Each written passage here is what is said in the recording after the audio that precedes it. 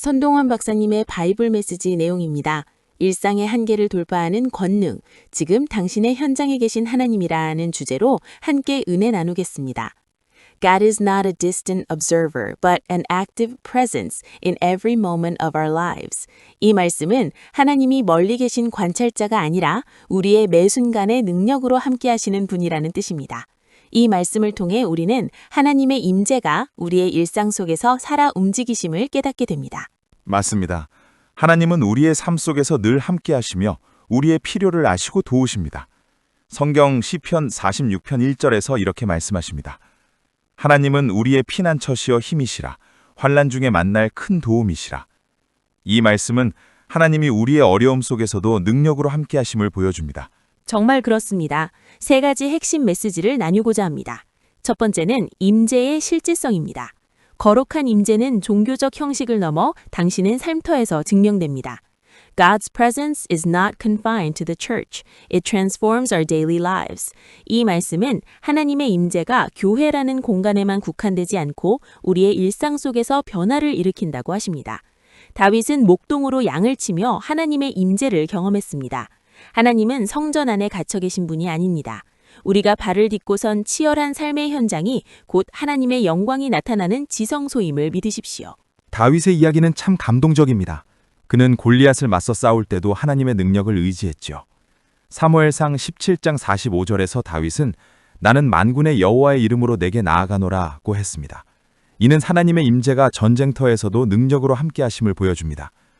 다윗은 일상과 위기 속에서 하나님을 의지하며 승리했습니다. 맞습니다. 두 번째는 역설의 능력입니다. 당신의 가장 처절한 연약함이 하나님의 능력이 머무는 통로가 됩니다. In our weakness, God's strength shines the brightest. 이 말씀은 우리의 연약함 속에서 하나님의 능력이 가장 밝게 빛난다는 뜻입니다. 바울 사도는 고린도후서 12장 9절에서 내 은혜가 내게 족하도다. 이는 내 능력이 약한 데서 온전하여짐이라고 하신 하나님의 말씀을 전합니다. 나의 한계는 하나님의 역사가 시작되는 출발점입니다. 나의 무능을 인정할 때 비로소 세상을 이기는 하늘의 권능이 우리 삶에 쏟아지기 시작합니다. 바울의 삶을 보면 참 놀랍습니다.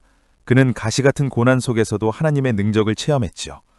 바울은 자신의 약함을 인정하고 하나님을 의지했기에 그 약함 속에서 하나님의 능력이 드러났습니다. 이는 우리도 어려움 속에서 하나님을 바라볼 때 능력을 경험할 수 있다는 교훈을 줍니다. 세 번째는 소망의 재건입니다. 하나님의 임재는 무너진 기대를 뚫고 영원한 소망을 다시 일으키십니다. 하나님이 우리 삶 속에서 소망을 새롭게 하심을 믿으시기 바랍니다. 이사야 40장 31절에서는 오직 여호와를 앙망하는 자는 새 힘을 얻으리니 라고 하셨습니다. 여기서 앙망한다는 히브리어 단어 카바는 기다리며 소망을 두는 것을 의미합니다. 이사야의 말씀은 참 소망을 줍니다. 독수리가 날개치며 올라가듯 하나님을 소망하는 자는 새 힘을 얻습니다. 욥의 이야기를 떠올려 봅시다. 욥은 모든 것을 잃고 고난 속에서도 하나님을 소망하며 기다렸습니다. 욥기 42장 10절에서 하나님은 욥의 소망을 회복시키시고 2배의 복을 주셨습니다. 이는 하나님의 임재가 우리의 소망을 새롭게 함을 보여줍니다. 하나님은 우리의 일상과 고난 속에서 소망을 주십니다. 이제 말씀을 듣고 생활에 적용할 수 있는 실천 원칙 3가지입니다. 첫째, 매일 아침 임재의 약속을 선포하며 일상을 시작하십시오. 시편 119편 105절에서 주의 말씀은 내 발의 등이요 내 길의 빛이니이다 라고 하셨습니다. 단순한 읽기를 넘어 오늘 내 삶에 역사하실 말씀을 입술로 선포하며 하나님의 통치를 강력히 초청하십시오. 말씀을 통해 하나님의 인도하심을 경험할 수 있습니다. 두 번째 실천 원칙은 위기의 순간마다 즉각적으로 하늘의 화력을 요청하십시오. 빌립보서 4장 6절에서 아무것도 염려하지 말고 다만 모든 일에 기도와 간구로 구하라고 하셨습니다.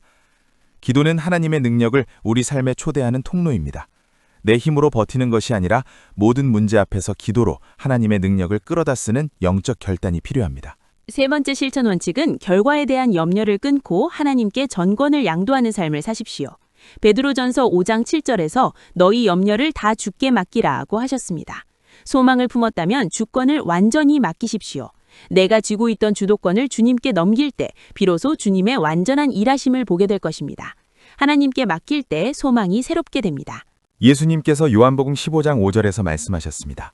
나는 포도나무여 너희는 가지니 나와 연합하여 있으면 열매를 맺으리라. 예수님은 우리의 삶 속에서 함께 하시며 열매 맺는 삶으로 인도하십니다. 손동원 박사님의 바이블 메시지 들으시는 여러분, 하나님의 임재를 믿고 결단하며 살아가야 합니다. 맞습니다. 하나님의 임재를 믿고 일상 속에서 그분의 능력을 경험하며 소망을 품고 살아가야 합니다. 하나님은 우리의 삶 속에서 늘 함께 하십니다. 정말 은혜로운 시간이었습니다. 이제 기도로 마무리하겠습니다. 하나님 아버지, 우리의 삶 속에서 능력으로 함께 하시는 주님을 찬양합니다. 일상과 고난 속에서 주님의 임재를 경험하며 소망을 품게 하시니 감사합니다.